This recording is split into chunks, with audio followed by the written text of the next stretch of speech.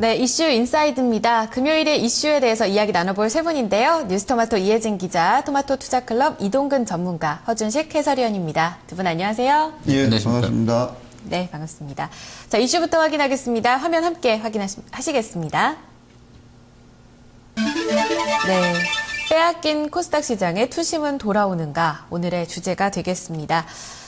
그동안 너무 낙폭이 컸습니다. 오늘장 좀 기술적인 반등에 나서고 있다는 분석이 나오고 있는데요. 540선 회복하고 다시 안착하기까지는 조금 어려워 보입니다. 외국인들이 다행히 매수에 나서고 있죠. 이런 흐름들 도대체 언제 본격적인 상승이 나올 수 있을지 함께 짚어보도록 하겠습니다. 먼저 지수부터 점검하겠습니다. 이혜진 기자, 코스닥 지수 살펴주시죠.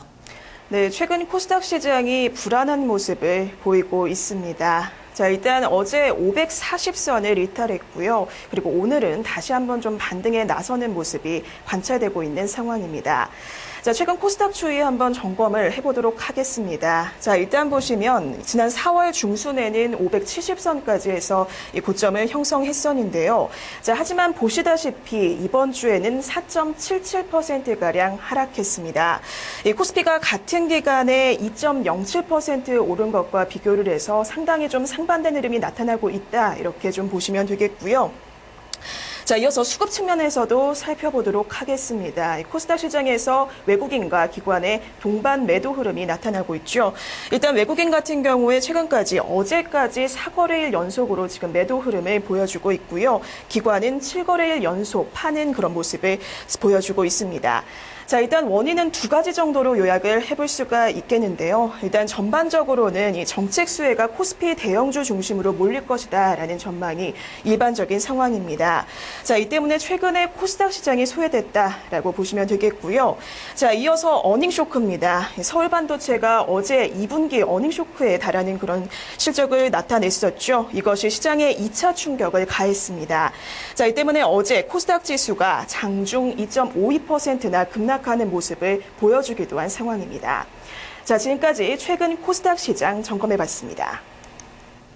네. 어제 서울 반도체 얘기가 나오고 있는데 실적이 좋지가 않았고요. 또 8월에 대거 코스닥 종목들 이제 실적 발표를 앞두고 있습니다. 이런 불안감 시장에 조금씩 반영이 되고 있고요. 일단 수급적으로 봤을 때요, 허 의원님, 외국인 기관 쌍끌이 매도가 꾸준히 이어졌었어요. 투자 심리가 아예 이제 대형주로 쏠려 있다 이런 얘기들도 나왔고요. 도대체 뭐가 문제였을까요? 일단은 그 코스닥은 거래소에 비해서 이제 밸류에이션이 부담이었던 것 같습니다. 지금 PR로 보면 거래소 기준으로 봤을 때 36배에 나오고 있고요. PBR도 보면 이제 코스닥에서 그나마 우량하다는 종목들을 모아놓은 코스타 30 기준으로 2.38배 수준인데요. 뭐 이 기준을 넘는 것을 이제 ROE로 봤을 때 ROE 기준으로 봐서 이 기준을 넘어서는 쪽은 코스타 30 종목 중에 그 메디톡스라는 종목 뭐 하나 정도 손에 꼽을 정도로 전체적으로 밸류는 고평가 상황이다라고, 그러니까 실제로 수익 내는 것보다 훨씬 더 높은 그 프라이싱을 받고 있는 상황이었다라고 보시면 되겠습니다. 그게 이제 여기다가 이런 상황이었던 건, 이런 상황에서 실적이 이제 실제로 발표가 되게 되면서 예상보다 안 나오게 되니까 실망 매물이 좀 급하게 나왔던 것 같고요. 그리고 이제 수급상으로는 신용 물량이 이제 5조 원 절반이니까 한 2조 5천억이 코스닥이라고 했을 때요. 사실 130조에서 이제 2조 5천억이니까 시총 대비로 한 2%도 안 되는 물량인데, 이런 부분들이 이제 심리적으로는 이렇게 하락할 때 부담스럽게 작용했다 이렇게 보고 있습니다. 그렇군요. 어제 또 밸류에이션 얘기를 해주셨었는데 대형주가 워낙 좀 아직도 싸기 때문에 투자 심리가 그쪽으로 몰린 영향이 있었고 고밸류였던 코스닥은 당연히 좀 빠질 수밖에 없었다는 이야기를 함께 짚어봤고요. 또 신용 물량도 여전히 좀 문제로 제시가 되고 있습니다. 그런데요, 전문가님, 그 코스닥의 하락을 주도했던 섹터 하면 사실 지난달부터 IT 부품주는 꾸준히 좀 하락을 했습니다. 삼성전자 실적에 대한 우려감도 반영이 미리 됐던 게 아닌가 싶은데요. 결국 그렇게 본다면 성장 때문에 올라오긴 했지만 이런 고밸류, 이들의 실적 악화가 잠재되어 있던 악재는 아니었을까요? 지금 이제 코스닥 시장을 말씀드리기 전에 먼저 거래소 시장을 한번 봐야 되는데, 거래소 시장이 이제 언급하신 것처럼 삼성전자 실적이라든지 대부분의 이제 대형주들 실적 부진이 예상이 되지 않았습니까? 네. 그런 가운데서 사실 기관하고 외국인들 같은 경우에는 약간 좀 투기적인 성향도 있었습니다. 코스닥 쪽으로 먼저 매수세들이 들어갔고, 코스닥 지수가 거래소 지수보다 먼저 상승 흐름이 나왔었죠. 그런데 이제 막상 이제 실적 시즌을 앞두고 그다음에 또 정부가 정책을 발표를 하면서 대형 업종들에 대해서 조금 유리한 정책들이 나왔죠. 특히 이제 기업 한류 세제라든지 이런 내용들하고 이제 배당 확대 이런 내용들이 나오면서 시장의 중심주가 급격하게 거래소 시장으로 좀 이전이 되면서 코스닥 시장에서 매수 유입이 됐던 뭐 투신권 물량이라든지 그다음 외국인들 물량들이 급격하게 좀 빠져나오는 과정이 있다 이렇게 보시면 될 것 같고요. 특히 이제 여기에서 이제 실적이 좀 안 좋았던 부품업종들이라든지 뭐 계속해서 조정이 나왔고, 그 다음에 이제 성장주들 같은 경우에도 일부 이제 급등, 지금도 여전히 상승세를 유지하고 있습니다만은 급등했는데 실질적으로 실적이 안 좋다라든지 이런 쪽에 대해서는 아주 급하게 물량들이 나오면서 뭐 어저께 같은 경우 서울 반도체 같은 경우 시총 한 5위 안에 들어가는 종목인데 한가까지 가는 이런 법들이 나오고 있으니까요. 일단 1차적인 원인은 거래소 시장 삼성전자에서부터 촉발이 됐고, 그 다음에 이제 정부 정책이 거래소 쪽에 유리하게 지금 작용이 하고 있는 것 같습니다. 그렇군요. 이런 매도 물량에도 투기적인 성향도 있었다고 말씀해 주셨는데요. 지금은 매도로 대응을 하고 있죠. 이 매도 물량에도 좀 견뎠던 종목들이 꽤 있었어요. 그렇죠. 게임주가 안 좋았긴 했지만 게임주 내에서 컴투스도 그래 했고요. 이런 종목들 가운데서 좀 공통점이 있을까요? 예, 공통적인 종목들 이렇게 쭉 한번 살펴보니까요. 결국은 이제 실적이 좋으면은 무조건 이제 버텨주는 종목들이고, 이제 성장성, 코스닥 같은 경우에는 사실 실적보다 이제 성장성에 초점을 먼저 맞춰야 되는데, 성장성, 그 다음에 이제 또, 주가가 많이 오른 시점에서는 실적이 좀 담보가 좀 돼야 되고요. 보장이 좀 돼야 되고, 그 다음에 이제 또 되는 종목들이 이제 배당이라든지 이런 쪽으로 이제 발표하거나 배당 확대가 가능한 종목군들, 이런 쪽의 흐름들이 좀 좋게 나오고 있다 이렇게 보시면 될 것 같고요. 특히 이제 성장성이라든지 이런 쪽에 본다라면은 리움 쿠첸이라든지 그다음에 컴투스 이런 종목군들, 그다음에 이제 국내외 쪽에서 뭐 안정적인 어떤 매출 성장세를 유지하고 있는 제솜쇼핑이라든지, 그다음 배당 확대라든지 이런 쪽에 좀 기대가 되는 동서라든지 이런 종목군들, 그다음 이제 자동차 부품 쪽에서도 뭐 실적의 변동폭이 그렇게 크지 않은 뭐 성우하이텍 이런 종목군들이 성장성, 실적, 그다음에 배당 매력, 요게 이제 메리트가 부과하게 되면서 코스닥 시장이 크게 변동이 나와도 뭐 변화가 좀 적다라고 볼 수 있겠습니다. 결국에는 IT 부품주 실적 우려가 컸기 때문에 가장 먼저 그리고 가장 크게 좀 많이 빠졌던 부분이 있었고, 방금 말씀해 주셨던 종목들 실적과 성장, 배당 3박자를 모두 갖췄을 경우에는 그나마 낙폭이 아주 견조했다는 말씀을 해주셨습니다. 그럼 여기서 좀 짚어봐야 될 게 오늘 장에서 아주 소폭 반등에 나서곤 있어요. 그리고 이제 추세적인 상승까지는 조금 아직 멀었다라는 얘기도 함께 나오고 있는데, 그런 점을 다 배제하고 코스닥 시장이 본격적으로 올라올 경우 누가 먼저 올라올 수 있을까, 이런 부분들 체크가 필요할 것 같습니다. 허 의원님, 어느 쪽으로 좀 눈여겨봐야 된다고 보세요?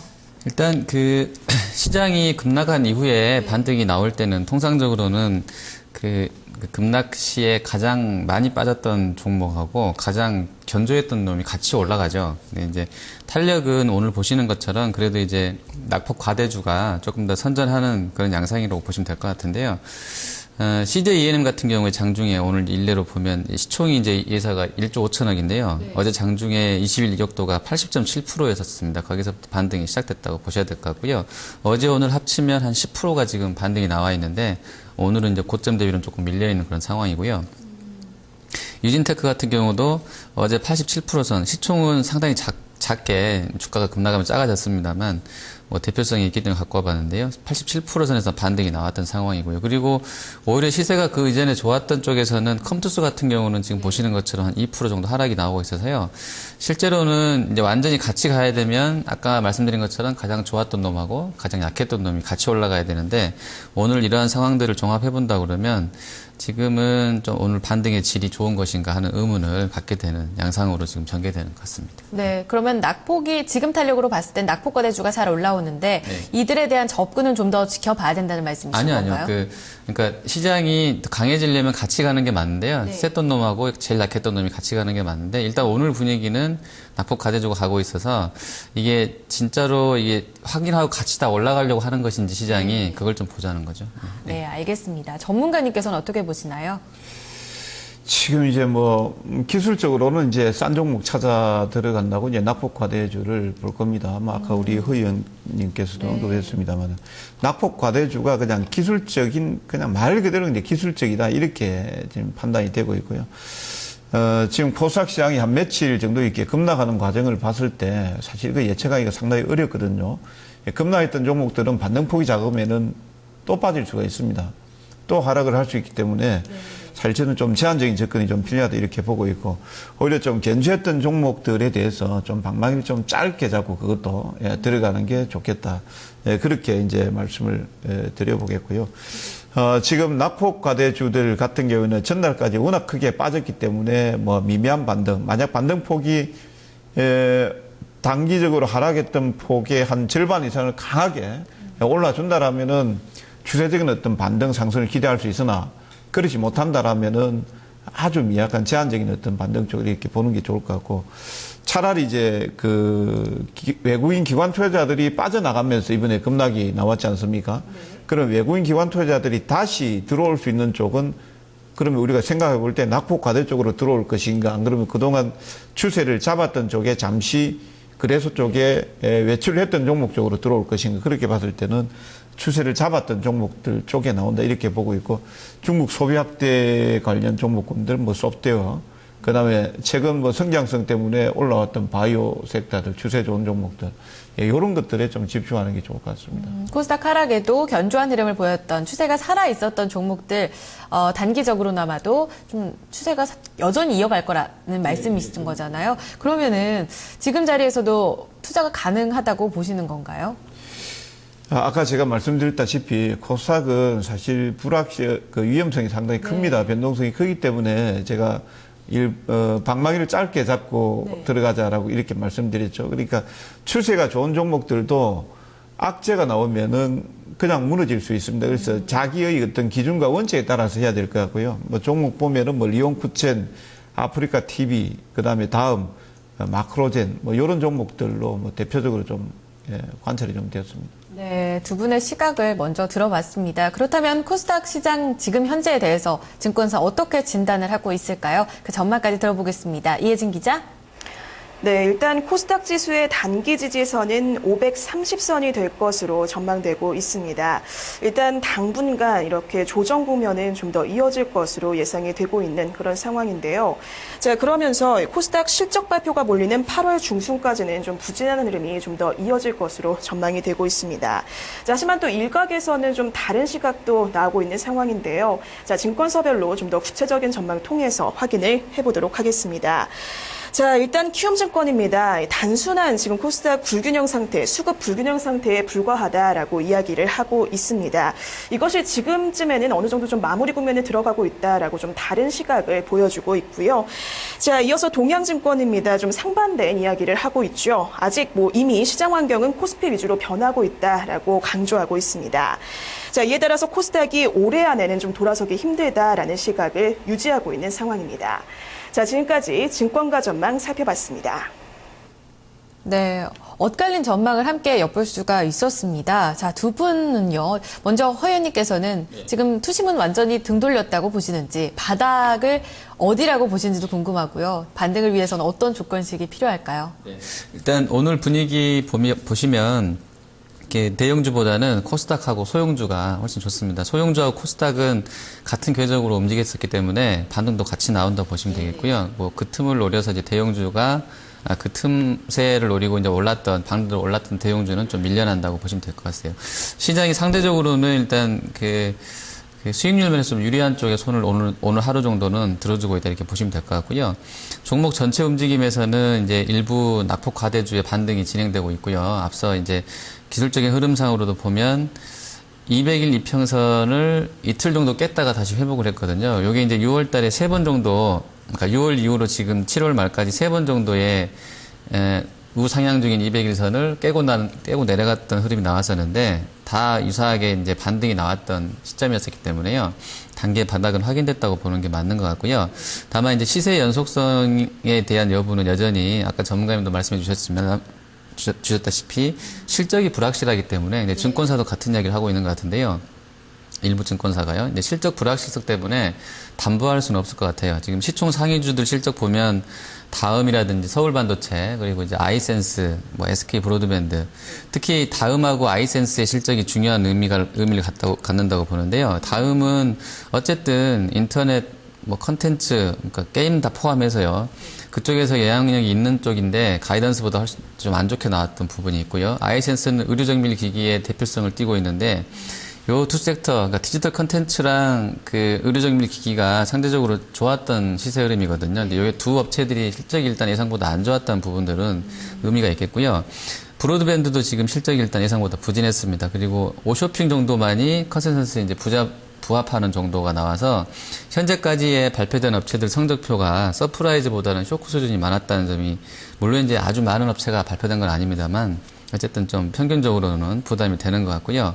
그리고 지금 표 보시면 앞으로 발표될 기업들도 파라다이스 빼고는 대다수가 컨센서스가 다 좋게 나와 있어요. 파라다이스는 오히려 이제 컨센이 한 10% 감익 나오는 것으로 나와 있는데 다른 업체들은 너무 높게 다 지금 나와 있거든요. 그래서 이런 상황이면 이미 이런 이익 개선 기대감을 주가가 반영하고 있는 국면이기 때문에 실제로 그 예상치보다 좋게 나오지 못하게 된다 그러면 주가가 계속 크게 올라가기 힘들 것 같고요. 물론 이제 개별적으로 다 확인을 해야 되겠습니다만 그런 정황상의 근거들을 종합해 온다 그러면 지금은 급반전보다는 어떤 기술적인 반등을 염두에 둔 접근이 낫겠고요. 실적이 다 나오는 거 확인하고 공격적으로 이렇게 들어가도 늦지 않을 것 같습니다. 네. 그렇군요. 2분기 실적 분위기 반드시 또 확인이 모두 필요하다는 말씀을 해주셨어요. 이 대형주와 전혀 반대의 상황이잖아요. 영업이익이 모두 안 좋을 거다라고 했지만 생각보다 좀 선전하는 대형주와는 다르게 소형주는 이미 지금 컨센서스도 높게 형성이 되어 있다는 그 분위기도 근거로 제시가 되고 있습니다. 결국 실적 불확실성, 밸류에이션에 대한 우려감이 지금 현재 시대 연속성을 담보할 수 없다는 얘기였는데요. 전문가님 같은 시각으로 왠지 얘기가 나오실 것 같습니다. 앞서서도 그런 언급을 좀 해주셨죠. 예, 지금 사실 거래소 쪽에서 삼성전자 실적이 좋지 않게 나왔다 이렇게 얘기를 하고 있기 때문에 코스닥 쪽에 IT 부품주들이 대체적으로 시총 상위권에 포진이 돼 있는데 그런 종목들이 실적 좋을 리가 없습니다. 그래서 이제 코스닥 쪽은 저는 상당히 이제 반등이 나와도 좀 제한적일 것을 이렇게 보고 있기 때문에 제한적으로 좀 접근하는 게 좋을 것 같고. 지금 이제 거래소 코스닥의 시속 게임이다 이렇게 하는데 지금 완전 역학구도가 거래소 쪽으로 와버렸거든요. 이전처럼 이렇게 조금 한 시장이 올라가고 빠지고 이런 쪽이 아니고요. 거래소가 어느 정도 올라갈 만큼 올라가고 거기에서 정말 이제 기관하고 외국인 투자자들이 약간 이제 숨고르기라든지 이런 쪽으로 갈 때 그때 코스닥 쪽에서 이제 소형주들이라든지 성장주들 쪽에서 약간 수익률 플레이가 나온다. 저는 이 정도 수준으로밖에 코스닥을 생각하고 있지 않습니다. 그래서 굳이 하시려고 하면은 이제 추세름이 좀 좋았던 종목군들 중심으로 해서 기관이나 외국인의 수급이 어느 정도 좀 받쳐주는 종목군으로 해서 방망이를 좀 코스닥은 좀 짧게 잡고 들어가는 전략이 필요하다 이렇게 보고 있고 기술적으로는 그림을 제가 준비해가지고 왔습니다만은 535포인트 라인에서 일단 단기적으로는 저점권이 어느 정도 나왔습니다. 예, 그 정도 선에서는 조금 해도 될 것 같고요.